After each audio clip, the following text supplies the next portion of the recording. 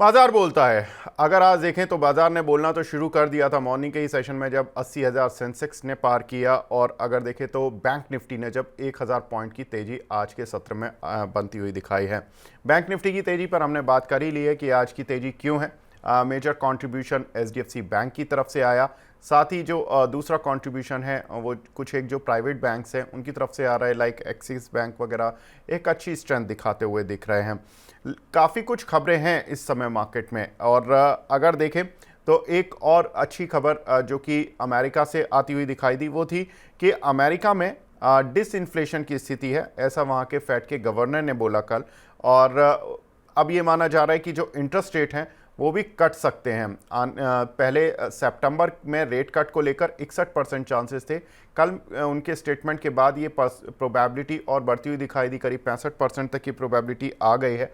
तो कहीं ना कहीं ये माना जा रहा है कि अमेरिका में जो पहला रेट कट होगा वो सितंबर में आ सकता है। ये एक बहुत इंपॉर्टेंट खबर जिसकी वजह से हमने देखा कि दुनिया भर का सेंटीमेंट थोड़ा सा पॉजिटिव साइड पर आता हुआ दिखाई दे रहा है। ब्रजेश सर, एचडीएफसी बैंक की तेजी तो आज कंट्रीब्यूट कर रही है, लेकिन हमें यह भी नहीं भूलना है कि फेड भी एक अहम रोल अदा करता है दुनिया भर की इंडिसेस को स्ट्रेंथ देने के लिए। कैसे देख रहे हैं सर, अगर इंटरेस्ट रेट कट आता है सितंबर में तो कमोडिटी लेड जो शेयर हैं, लाइक जो मेटल कंपनीज हैं और जो आईटी कंपनीज हैं खास तौर से, क्योंकि अमेरिका से हमारी कंपनीज का काफ़ी बड़ा रेवेन्यूज़ आते हैं, टीसीएस इन्फोसिस जैसी कंपनीज के, कैसे दिख रहे हैं sir TCS, Infosys, Tata steel, Jindal steel जैसे काउंटर?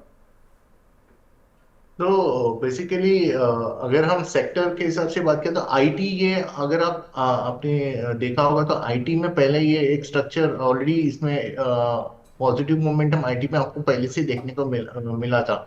आईटी आईटी जो 37,000 के करीब इंडेक्स जो चल रहा है, इसमें हालांकि ब्रेकआउट 35,000 के लेवल से आया था। और ये जो ब्रेकआउट आया था ये लास्ट वीक जो एक्सपायरी के जो वीक थे जून सीरीज में, उसी टाइम पे इसमें ब्रेकआउट देखने को मिला था। तो हमारा ये मानना था कि आईटी जो सेक्टर है कहीं ना कहीं 39,000 के आसपास जा सकता है। जैसे कि मैंने आपको पहले बताया, TCS TCS, Tech Mahindra, Persistent, Coforge, I think large cap के साथ मिड कैप स्टॉक में भी काफी अच्छी मोमेंटम देखने को मिल रहा है। तो वो ये आईटी में ये जिस हिसाब से सेक्टर रोटेशन है, थोड़ा सा भी अगर प्रॉफिट बुकिंग आता है तो मुझे लगता है बाय ऑन डिक्लाइन वाली स्ट्रैटेजी एटलीस्ट ये महीने के लिए, जुलाई सीरीज के लिए तो डेफिनेटली इसमें बाय ऑन डिक्लाइन वाली स्ट्रैटेजीज हम मान के चल सकते हैं। क्योंकि मेरा ये मानना है कि इंडेक्स आईटी, सीएनएक्स आईटी पे कहीं ना कहीं 39,000, 39,500 ये व्यू बनता हुआ नजर आ रहा है। तो डेफिनेटली एक करेक्शन या प्रॉफिट बुकिंग जब भी मिलता है इसमें हमें स्टॉक्स पे हालांकि सभी स्टॉक्स पे अच्छे खासे स्ट्रक्चर्स बने, सब डेरिवेटिव्स डेटा में भी अगर हम देखते हैं तो काफी सारे आईटी स्टॉक्स में वीकली टाइम फ्रेम में भी लॉन्ग बिल्डअप देखने को मिला है। तो जब जब वीकली वाले स्ट्रक्चर्स में लॉन्ग बिल्डअप देखने को मिलता है तो उसका जो रैली है वो काफी हद तक सस्टेन होता है। तो आई थिंक बायो डिक्लाइन भी कर सकते हैं किसी को, अगर ये लेवल पे भी थोड़े से करेक्शंस पे इन द मनी वाले कॉल ऑप्शंस, कोई ट्रेडर्स है जिसको ऑप्शंस में ट्रेड करना है तो शायद in the money call options पे भी हम ट्रेड कर ले सकते हैं आईटी सेक्टर और आईटी स्टॉक्स पे। जी। और सर कमोडिटी लेड जो शेयर हैं, like Tata steel, JSW steel, या ऑयल स्पेस में अगर हम चले जाते हैं, लाइक जो ऑयल एक्सप्लोरेशन कंपनीज हैं लाइक ओएनजीसी, रिलायंस, और जो डाउन स्ट्रीम कंपनीज हैं, अगर क्रूड ऑयल की कीमतों में मैं देख रहा था कि कुछ स्ट्रेंथ बनती हुई दिखाई दे रही है। हालांकि उसका फेड से तो कारण जोड़ता ही है मार्केट, लेकिन कहीं ना कहीं यूएस की इन्वेंट्री से भी जोड़ता है, जिसकी वजह से क्रूड में एक स्ट्रेंथ बनती हुई दिखाई दी। कैसे देख रहे हैं सर? ऑयल कंपनी में थोड़ा मुश्किल होगा क्योंकि मुझे लगता है जो मोमेंटम आ रहा था वो आ चुका है क्रूड के चलते, शायद इतना नया फ्रेश रैली शायद इसमें देखने को नहीं मिल सकता है। बट इसमें मेटल स्पेस में डेफिनेटली मुझे लगता है कि ये जो तेजी है नया इसका मोमेंटम है ये पॉजिटिव है। आप जेएसडब्ल्यू स्टील ले लीजिए या टाटा स्टील या फिर सेल, ये तीनों ही स्टॉक्स पे मुझे लगता है कि डायरेक्शनल पॉजिटिव व्यू है। आईटी के बाद अगर मुझे किसी सेक्टर्स पे ध्यान देना होगा तो मैं मेटल सिलेक्टेड मेटल स्पेस पे ध्यान दूंगा। टाटा स्टील में मुझे लगता है कि काफी अच्छा स्ट्रक्चर है, जो इसके लॉन्ग टर्म के जो चार्ट्स है तो इसमें काफी पॉजिटिव है। 175 के आसपास जो ट्रेड कर रही है आसानी से महीने डेढ़ महीने में 200 के आसपास जा सकते हैं, तो काफी स्ट्रांग बेट है। तो मुझे लगता है टाटा स्टील और सेल पे ज्यादा फोकस रहना चाहिए। बिल्कुल, तो टाटा स्टील और सेल पर ज़्यादा फोकस रहना चाहिए, लेकिन फोकस एक और डेटा पर हम डेली करते हैं, एफ आईज डी आईज के डेटा पर, उस पर भी नज़र डाल लेते हैं। कल एफ आईज ने तो थोड़ी सेलिंग ही की है इंडियन मार्केट में, लेकिन ये देखना होगा कि एफ आईज की कोई भी सेलिंग उनकी गलती तो नहीं बन जाता है, क्योंकि मार्केट जिस रफ्तार से चल रहा है, जिस तरह से शेयर्स चल रहे हैं, उस तरह से तो एफ आईज ही अभी तक गलत प्रूव हुए हैं काफ़ी समय से। डी आईज लगातार खरीदारी कर रहे हैं, तो अभी तक तो स्मार्टनेस डी आईज की ही चली है पिछले 2-3 साल से, और जो ज़्यादातर पैसा कमाया वो एफ आईज और डी आईज में, डी आईज नहीं कमाया। आज जो फेड के जो स्टेटमेंट आए हैं, जो उनके गवर्नर के जो स्टेटमेंट आए हैं, उसकी वजह से ग्लोबल इंडिसेस पर भी एक अच्छी स्ट्रेंथ बनती हुई दिखाई दे रही है। अगर हम निकाई में देखें तो करीब 1.25% का उछाल देखने के लिए मिल रहा है। वहीं हैंसेंग में भी करीब 1.25% का उछाल है। डाउ जिस तरह से हमने देखा कि करीब 1/4%, आधा फीसदी के करीब बढ़कर बंद हुआ। साथ ही कोस्पी में एक अच्छी स्ट्रेंथ बनी हुई है। शंघाई एज यूजुअल थोड़ा सा प्रेशर में है, लेकिन इतना भी नहीं है। करीब 0.40% की गिरावट देखने के लिए मिली, करीब 12 अंक की गिरावट शंघाई इंडेक्स में देखने के लिए मिल रही है। एक और इम्पॉर्टेंट खबर कल के सत्र में आती हुई दिखाई दी। हमने देखा कि इंटरनेशनल मार्केट में टेस्ला के शेयर में काफ़ी अच्छा उछाल आता हुआ दिखाई दिया। 9% की तेज़ी उसके काउंटर में दिखाई दी। कारण था कि उनकी जो Q2 बिक्री के आंकड़े आए हैं वो काफ़ी इनक्रेजिंग हैं, और जिस तरह से माना जा रहा था कि ईवी की सेल कम हो रही है, उसके बाद हमने एक अच्छी स्ट्रेंथ बनती हुई दिखाई दी काउंटर पर। हालांकि टेस्ला तो इंडिया से तो कोई डायरेक्टली रिलेशन नहीं है, लेकिन ईवी की डिमांड बढ़ना ये एक अच्छा कोरिलेशन बन सकता है कुछ एक कंपनीज के लिए जो ऑलरेडी ईवी स्पेस में है। सर, टाटा मोटर्स और एक्साइड एक बैटरी बनाती है, एक ईवी बनाती है, दोनों पर किस तरह से देख रहे हैं चार्ट पैटर्न? टाटा मोटर के हालांकि विवेक जी, 2 दिन पहले जब नंबर्स आए थे जो शायद सेल्स के नंबर्स उतने प्रॉमिसिंग नहीं थे, तो टाटा मोटर्स फिलहाल 1,000 के लेवल पे थोड़ा सा रेजिस्टेंस है, तो बहुत सारे लोग 1,000 के लेवल पे शॉर्ट करके बैठे। ये प्योरली ट्रेडिंग के पर्सपेक्टिव से मैं बता रहा हूँ, बट देन मुझे अगर आप डायरेक्शनली पूछोगे तो मैं काफी बुलिश हूँ टाटा मोटर्स पे। डेटा थोड़ा नेगेटिव है। इसको 990 और 1,000, ये अगर स्ट्राइक प्राइस अगर निकल जाता है तो मुझे लगता है कि टाटा मोटर्स में शॉर्ट कवरिंग देखने को मिल सकता है। और अगर ये शॉर्ट कवरिंग आ जाता है तो डेफिनेटली 50 to 80 पॉइंट्स का ट्रेडिंग अपॉर्चुनिटी टाटा मोटर्स में ओपन होता है, और डायरेक्शनली तो मुझे लगता है कि 1200-1250 के करीब जा सकता है। इमीडिएट ट्रेंड में 990 और 1,000, ये दो स्ट्राइक प्राइस है, थोड़ा सा प्रेशर है। कॉल राइटर्स ने अपना पोजीशंस बढ़ाया है यहाँ पे, तो ये पोजीशंस कटना बहुत जरूरी है।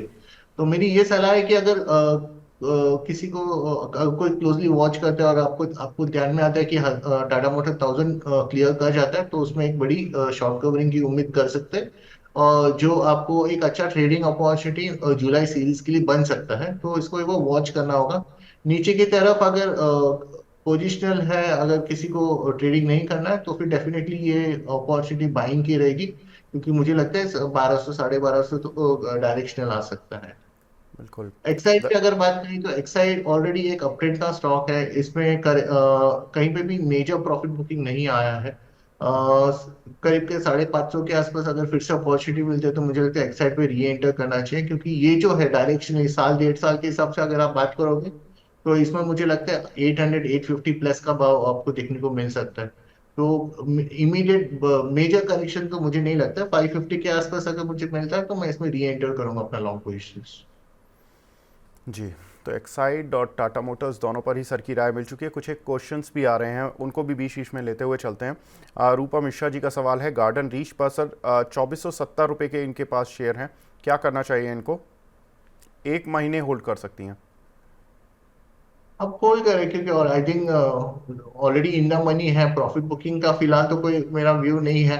मुझे लगता है जब तक बजट का कुछ आता नहीं है तब तक मुझे लगता है कि 2500 प्लस भी एक बार कर जाएगा। पोजिशंस होल्ड रखे, हो सकता है तो फिर थोड़ा सा पार्शियली अपने रिस्क रिवॉर्ड रेशो के हिसाब से प्रॉफिट बुक करें, बट डायरेक्शनली व्यू पॉजिटिव है। 2500 तक का तो व्यू बनता है इमीडिएट बेसिस पे। बिल्कुल। साथ ही एक सवाल मिला है एनसीसी पर। एनसीसी पर सर आपकी राय? इन्होंने खरीदे हुए हैं लेकिन राय पूछना चाहते हैं। आज एनसीसी में पहली बार एक रेंज ब्रेकआउट देखने को मिला है। हालांकि ये अपट्रेंड का स्टॉक है, तो मोमेंटम आज फिर से पकड़ा है ये स्टॉक ने। तो मुझे तो मोमेंटम पॉजिटिव लग रहा है, और यहाँ से और 15-20% का रिटर्न तो मुझे दिखाई देता है ऊपरी तरफ में आज। हालांकि एक ट्रेडर की नजरिए से हम लोग एक ट्रेड सेटअप भी इनिशिएट कर रहे थे 318 315 के स्टॉप लॉस से। सो मुझे लगता है मोमेंटम राइड करना चाहिए, और फ्रेश 15-20% तो डेफिनेटली यहाँ से लगता है और ऊपर जाएगा। बिल्कुल, तो यहाँ पर सर ने राय दे दी है। दूसरी खबर की तरफ बढ़ते हैं। एक इंटरेस्टिंग खबर जो कल के सत्र में डेवलप हो रही थी वो अदानी ग्रुप को लेकर थी। हिंडनबर्ग ने उल्टे कोटक बैंक पर आरोप लगा दिए और अदानी मामले में सेबी ने शो को नोटिस भेजा हिंडनबर्ग को। तो कहीं ना कहीं जो जिस तरह के आरोप हिंडनबर्ग लगा रहा था अदानी पर, वो खुद वैसा ही काम कर रहा था इनडायरेक्टली देखे तो। उसने जो सेबी की रिपोर्ट कहती है उनके अनुसार एक किंगडम कैपिटल है जिसके साथ मिलकर हिंडनबर्ग ने ये पूरा चक्रव्यूह रचा और उसमें अदानी के शेयर शॉर्ट किए गए थे, करीब 8.5 लाख शेयर, जो कि उस समय का ओपन इंटरेस्ट करीब 7% के आसपास था। उतने उन्होंने शेयर 21 जनवरी तक शॉर्ट कर लिए थे। फिर उन्होंने रिपोर्ट जारी की। रिपोर्ट जारी करके करीब करीब जब ये शेयर अच्छे से टूट गया था तब इन्होंने फरवरी में ये शेयर अपने जो शॉर्ट वाले थे वो कवर करने शुरू किए और करीब करीब 183 करोड़ रुपए इन दोनों ने मिलकर कमा लिए। उसमें जो हिंडनबर्ग का जो प्रॉफिट शेयरिंग थी किंगडम के साथ, वो करीब 25 से 30% के बीच में मानी जा रही है। अब कितना पे हुआ है वो अभी देखना होगा। लेकिन एक और इम्पॉर्टेंट चीज़ थी, वो ये थी कि कोटक इन्वेस्टमेंट ने किंगडम को एडवाइजरी सर्विस दी थी।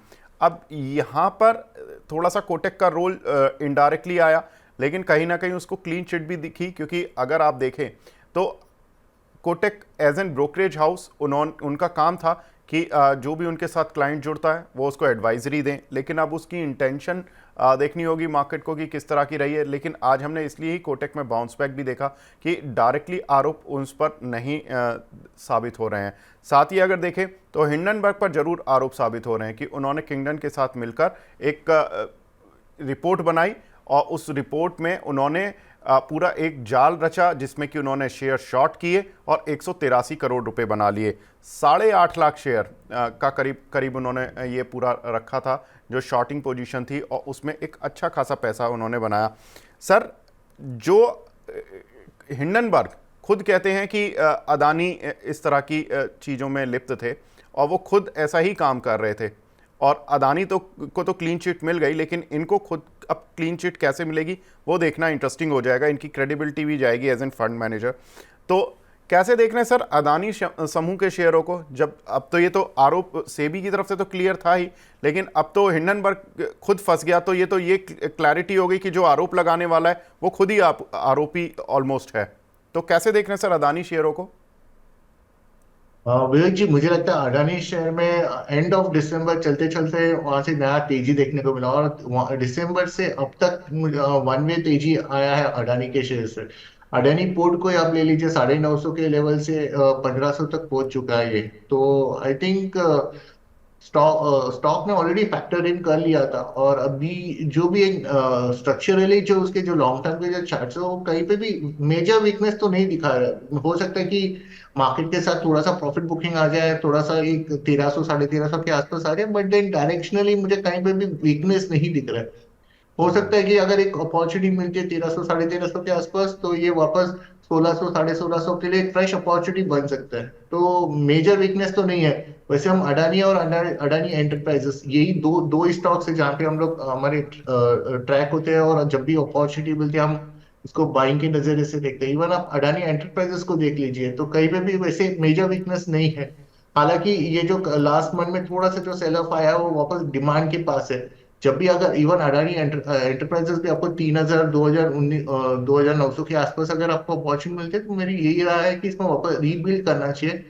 एंटरप्राइजेस भी कहीं ना कहीं 4200 जहां से ये मेजर सेल ऑफ देखने को मिला, तो वो लेवल इन नियर फ्यूचर में डेफिनेटली वो लेवल रीटेस्ट होता हुआ नजर आ रहा है।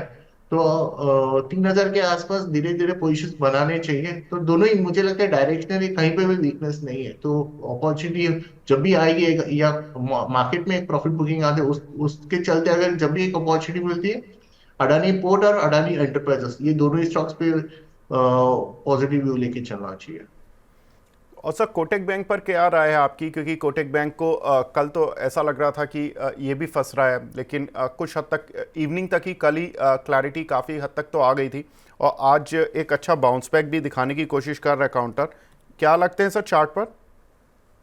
विवेक जी, कोटक एक एक वैसे आप देखोगे तो कोटक एक अंडर परफॉर्मर है। बैंकिंग सेक्टर में जब एग्रेसिव मूव इसमें कभी भी देखने को नहीं मिला। आप अगर देखोगे 1800 का जो लेवल है उसमें मल्टीपल रेजिस्टेंस है, ये मैं प्योरली टेक्निकल के पॉइंट ऑफ व्यू से बोल रहा हूँ। 1800 1850 ये काफी मुश्किल होता है इसको ब्रेक करना और इसके ऊपर सस्टेन करना। हालांकि एक दो इवेंट ऐसे भी हुए थे जहाँ पे 1815 के ऊपर सस्टेन कर गया, लेकिन वो ट्रैप काइंड ऑफ सिनारियो बना। कोटक बैंक में उतना पॉजिटिव व्यू नहीं है। अगर मेरा ये मानना है कि किसी के ये रेंज है बेसिकली 1850 हाईएस्ट साइड और नीचे 1700 1650 का ये रेंज है। ये रेंज जब तक ये ब्रेक नहीं करता है, जब तक एक बड़ा कुछ पॉजिटिव न्यूज या फिर 1850 के ऊपर एक अच्छा वॉल्यूम के साथ कोई वीकली क्लोज नहीं मिलता है, मुझे लगता है नया तेजी इसमें फिलहाल देखने को नहीं मिल सकता है। और एक अगर आप देखोगे तो इसमें क्या हुआ है, हालांकि मार्च के मंथ से अगर आप कोटक बैंक देखोगे ना, थोड़ा सा प्रॉफिट बुकिंग और डिस्ट्रीब्यूशन देखने को मिला है। जी। कहीं ना कहीं अगर मैं नेट नेट ये कहना चाहता हूँ कि अगर बैंक निफ्टी ब्रेक कर दे, बैंक निफ्टी में प्रॉफिट बुकिंग आता है, तो एक अंडर परफॉर्मर में जो पहला स्टॉक होगा वो कोटक बैंक होगा, तो कॉशियस व्यू लेके चलना चाहिए। बिल्कुल, तो कोटक में एक कॉशियस व्यू लेकर ही चलना चाहिए। लेकिन कल एक तीसरी बड़ी खबर थी कि जो सेबी है उसने जो डिस्काउंट ब्रोकर्स हैं उस पर थोड़ी लगाम कसी और जो एक कॉस्ट लगती थी उनकी जो वो एंड यूज़र से लेते थे उस को वो डेली बेसिस पर नहीं देते थे, मंथली बेसिस पर देते थे और उस पर एक अच्छा खासा डिस्काउंट लेते थे, जिसकी वजह से उनके रेवेन्यूज़ काफ़ी बढ़ रहे थे। अब ज़ीरोधा जो कि एक लीडिंग प्लेयर है इस सेगमेंट में, डिस्काउंट ब्रोकिंग वाले सेगमेंट में, उन्होंने कहा कि ज़ीरो ब्रोकरेज का जो स्ट्रक्चर है अब वो समाप्ति की तरफ जा रहा है। ये उनके जो को फाउंडर हैं निखिल कामत, उन्होंने ये ट्वीट कर जानकारी दी। सर कैसे देख रहे हैं आप, तो ब्रोकिंग इंडस्ट्री में हैं, कल जब ये खबर आई थी तो आप चूंकि ट्रेडिशनल ब्रोकिंग की साइट पर ज़्यादा हैं, तो ये ट्रेडिशनल ब्रोकर्स के लिए एक राहत भरी बात थी कि आपका जो एक मेजर कंपटीशन चल रहा था जो ये डिस्काउंट ब्रोकिंग से, ये कहीं ना कहीं वो एरा स्टॉप हो रहा है, उसमें दिक्कतें आई हैं, तो अब उनको भी आपके वाले जो मॉडल है उसी पर शिफ्ट होना पड़ेगा। विवेक जी, मुझे मेरा ये मानना है कि डेफिनेटली थोड़ा बिजनेस में प्लस माइनस हो सकते हैं, लेकिन जो आईटी जिनके प्लेटफॉर्म्स काफी स्ट्रांग है, आईटी जिनके जो मोबाइल ऐप या फिर जो जिनकी जो बैक ऑफिस वगैरह काफी स्ट्रांग है, आई थिंक उनको ज्यादा फर्क नहीं गिरेगा। तो ये जो जो कस्टमर्स हैं जो यूज टू होते हैं जो पर्टिकुलर प्लेटफॉर्म को लेकर, आप एंजल वन का प्लेटफॉर्म ले लीजिए या फिर जैसे कि आपने बताया कि 5 पैसा है और जीरोधा भी है, तो ये प्लेटफॉर्म्स काफी मॉडर्न और हाईटेक है। तो इजीली चर्निंग नहीं होगा वहां से शिफ्ट, जो क्लाइंट का जो आप बात करें उतना नहीं होगा। बट डेफिनेटली थोड़े बिजनेस में डिफरेंशिएट हो सकता है, बट देन दोनों के लिए इक्वल इक्वल अपॉर्चुनिटी हो सकती है। बट ब्रोकिंग इंडस्ट्री फिर भी मुझे काफी स्ट्रांग लगता है आने वाले दिनों के लिए। तो आई थिंक ज्यादा मेरे इतना मैं श्योर नहीं हूँ, बट देन मुझे लगता है कि उतना इफेक्ट नहीं गिरेगा। जी बिल्कुल, क्लाइंट जो जुड़ जाता है एक बार, उसको तोड़ना तो मुश्किल होता है। लेकिन अभी तक एक ही चैलेंज आ रहा था, जितने भी हमने ब्रोकरेज हाउसेस से भी बात की, वो कहते थे कि डिस्काउंट ब्रोकिंग के मॉडल में जाना हर किसी के लिए पॉसिबल नहीं है, क्योंकि उनके साथ वॉल्यूम बढ़ाना और उतने लेवल पर आना एक तरह से वो थोड़ा चैलेंजिंग था। लेकिन अब चूंकि लेवल प्लेइंग फील्ड हो गया कि अब अगर आप भी अपना एक ऐप बना लेते हैं, स्मार्ट ऐप बना लेते हैं, उसको लॉन्च कर लेते हैं, तो आप जो नए क्लाइंट्स जो स्टॉक मार्केट में घुसेंगे, तो जीरोधा भी वही सर्विस दे रहा है, आप भी वही सर्विस दे रहे हो, तो वो हो सकता है आपके साथ जुड़ जाए और आपके साथ एक पर्सनल टच भी हो सकता है, क्योंकि उन कंपनीज के साथ बड़ा एक गेम रहता है, तो वहाँ पर कई बार क्लाइंट्स ये भी कहते थे कि उनकी सुनवाई उतनी आसानी से नहीं होती, क्योंकि क्लाइंट बेस बहुत बड़ा है। तो ये एक थोड़ा सा जो कल हमें ब्रोकरेज हाउसेस की जो वॉइस मिली वो इस तरह की थी। सर चलिए कुछ एक कॉलर्स के सवाल भी ले लेते हैं, काफ़ी सारे सवाल आ रहे हैं। ईज माई ट्रिप पर सर सवाल आया है इसको कैसे देख रहे हैं सर? 300 शेयर लिए हुए हैं इन्होंने 46 रुपीज़ के प्राइस पर। ये शेयर सर बिल्कुल हिलता नहीं है, 42 रुपए के आसपास अड़ा हुआ है ये शेयर। विवेक जी, होटल इंडस्ट्रीज में तो काफी अच्छा तेजी देखने को मिल रहा है, तो कहीं ना कहीं ये फिलहाल अंडर परफॉर्म कर रहा है। हम इसको टेक्निकल नजरिए से देखते हैं। टेक्निकली इसमें जो 50 दिन और 200 दिन का जो मूविंग एवरेज है वो 43 के आसपास है। तो पहला स्ट्रेंथ इसमें तब आएगा जब ये 43 के ऊपर सस्टेन होना चालू होगा। डिलीवरी वॉल्यूम्स मिसिंग है, साइडवेज कंसोलिडेशन हो रहा है। लॉन्ग टर्म के पर्सपेक्टिव से अगर किसी को होल्ड करना है तो कर सकते हैं। शॉर्ट टर्म में इसमें ज्यादा तेजी या फिर कुछ देखने को नहीं मिल सकता है। काफी टाइम लग सकता है, टाइम फ्रेम बताना थोड़ा मुश्किल हो जाएगा। 43 के बाद भी 45 का एक लेवल है जहां पे फिर से इसमें मेजर रेजिस्टेंस है। इन नियर फ्यूचर समझो कुछ अच्छा बाइंग आ जाता है, 45 का एक लेवल अगर ये निकाल देता है ये स्टॉक, फिर हम बोल सकते हैं शायद इसमें बॉटम फॉर्मेशन हो रहा है या फिर इसमें नया बाइंग आ रहा है, तो वो फिर हम देख सकते हैं। तो जिनके भी पोजीशंस हैं उनको 45 के लेवल क्रॉस होने तक थोड़ा पेशेंस रखना पड़ेगा। वो लेवल क्रॉस होता है उसके बाद हम फिर एक इसमें नया व्यू फॉर्म कर सकते हैं। एज ऑफ नाउ 45 पे काफी मेजर रेजिस्टेंस है। जी, मोहित शेख जी का सवाल है SJVN पर। सर 500 शेयर हैं इनके पास 131 के प्राइस के, क्या करना चाहिए इनको अब?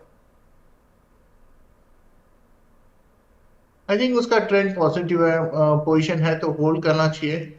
आज आज के दिन में थोड़ा सा वॉल्यूम देखने को मिला है। जो इसका जो रेजिस्टेंस है 150 के आसपास रेजिस्टेंस है। हम रिव्यू करते हैं डायरेक्शन ही, तो मुझे व्यू हमारा व्यू पॉजिटिव है, लेकिन जो रेजिस्टेंस अगर बात करें तो 150 के आसपास है। एक बार वहां पे पोजीशंस रिव्यू कर लीजिए। अगर आप प्रॉफिट बांध सकते हैं तो 50% प्रॉफिट बांध लीजिए, नहीं तो एक बार वहां पर 150 के आसपास वापस रिव्यू कर लीजिए। बिल्कुल, आज अच्छी स्ट्रेंथ बन रही है इस काउंटर पर, करीब 3.5% ऊपर है और जहां पर इन्होंने लिया है वहां से ही चला है। इनफैक्ट कल की क्लोजिंग 131 की ही थी, आज 136 चल रहा है ऑलमोस्ट। तो डेज हाई पर चल रहा है, काफ़ी अच्छा। और अभी पिछले कुछ समय में ही चला है ये काउंटर, तो एक अच्छी स्ट्रेंथ बनती हुई। एक हमारे साथ कॉलर भी जुड़े हैं, भूपेंद्र यादव जी। यादव सर नमस्कार सर, गुड मॉर्निंग, पूछिए अपना सवाल प्लीज़। नमस्ते सर, नमस्ते। मैं सर शिवपुरी से बोल रहा हूँ, MP के, जी साहब पूछिए। मध्य प्रदेश। मेरे पास अब 1300 शेयर हैं साउथ इंडियन बैंक के 30.76 भाव के। क्या करना है, निकाल दें इनको या बना रखें? बिल्कुल यादव जी, हम आपका सवाल ले लेते हैं। सर इनके ब्रिजेश सर, इनके पास 1300 शेयर हैं साउथ इंडियन बैंक के 30 रुपये 76 पैसे के भाव के। अब चूंकि बैंक्स के एडवांसेस और जो लोन ग्रोथ के डेटा भी देखने के लिए मिल रहे हैं, उसके बाद इस बैंक के भी आए थे आई थिंक, और उसके बाद इस काउंटर में कोई स्ट्रेंथ नहीं बन रही है सर। 27 रुपये के आसपास ये भी शेयर थोड़ा सा जैम सा हो गया है, क्या करना चाहिए सर?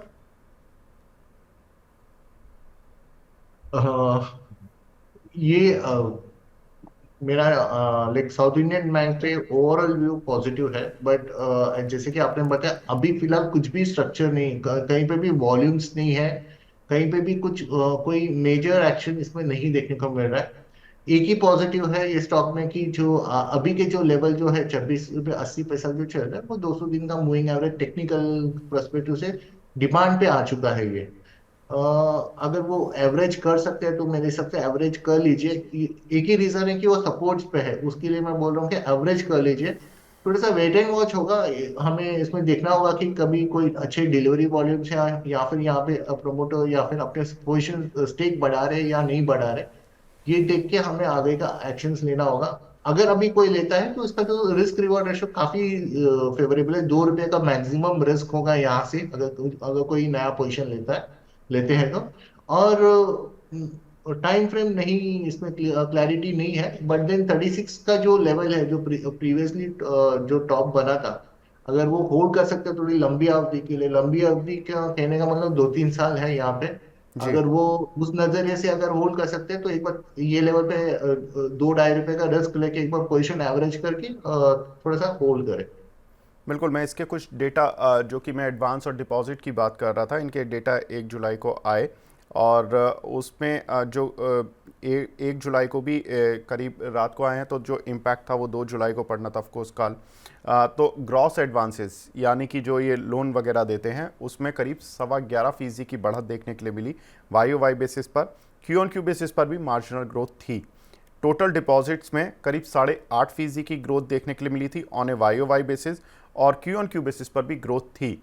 लेकिन जो कंसर्निंग थोड़ा सा एक फैक्टर जो बैंक्स के लिए इस समय चल रहा है वो है कासा डिपॉजिट का। कासा रेशो इनका 31.87% आया है, जो कि 32.64 लास्ट ईयर इसी क्वार्टर में था, यानी कि अप्रैल जून क्वार्टर में करीब 32.64 था, तो करीब करीब 77 बेसिस पॉइंट की गिरावट इनके कासा रेशो में आई है। अगर हम क्यू ऑन क्यू बेसिस पर भी देखें तो यही कासा रेशो 32.08% था मार्च क्वार्टर तक, जो कि घटकर 31.87% हुआ है। ऑलमोस्ट 21 बेसिस पॉइंट की गिरावट क्यू ऑन क्यू बेसिस पर आई है। और कासा रेशो में माना जाता है कि जो बैंक्स होते हैं वो जनरली सबसे ज़्यादा अच्छा मार्जिन कासा रेशो की वजह से ही कमाते हैं, क्योंकि कासा में उनको सबसे कम जो इंटरेस्ट पे करना पड़ता है। Current account, saving account, current account पर उनको इंटरेस्ट रेट कुछ पे नहीं करना पड़ता। सेविंग अकाउंट पर भी उनके जो इंटरेस्ट रेट होते हैं वो काफ़ी कम होते हैं, जिसमें उनका जो एक कॉस्ट ऑफ फंडिंग होती है वो काफ़ी सस्ती हो जाती है। और जब वो लोन देने जाते हैं तो 9-10%, 12%, 14% इस तरह से देते हैं, तो एक जो रेट डिफरेंशियल होता है वो काफ़ी ज़्यादा हो जाता है, जिसकी वजह से जो उनके नेट इंटरेस्ट मार्जिन होते हैं वो काफ़ी अच्छे आते हैं। तो जिस बैंक का ज़्यादा कासा रेशो होता है, माना यही जाता है, इंडस्ट्री प्रैक्टिस यही बोलती है कि उनका ज़्यादा मार्जिन रहते हैं, और कासा डिपॉजिट घटना थोड़ा सा एक नेगेटिव इस समय चल रहा है, जिसकी वजह से हमने बैंक्स पर प्रेशर बनते हुए भी दिखाई दिया है। यहाँ पर अगर हम देखें तो एक सवाल और ले लेते हैं, उसके बाद हमारे साथ एक खास मेहमान और जुड़ेंगे हमारे साथ। अभी एक जो सवाल आ रहा है सर IRFC पर, ये डिम्पल राज शाह जी का सवाल है। IRFC में क्या करना चाहिए सर, क्या टारगेट रख सकते हैं? IRFC में जो 200 का जो लेवल जहां से ये इसमें एक प्रॉफिट बुकिंग देखने को मिला, फिलहाल तो वो लेवल रीटेस्ट होता हुआ नजर आ रहा है, तो पोजीशंस होल्ड करें। 200 के आसपास एक बार रिव्यू करें, वहां पे अगर प्रॉफिट में है तो जैसे कि मैंने बताया कि पार्शियल प्रॉफिट बुकिंग करना चाहिए।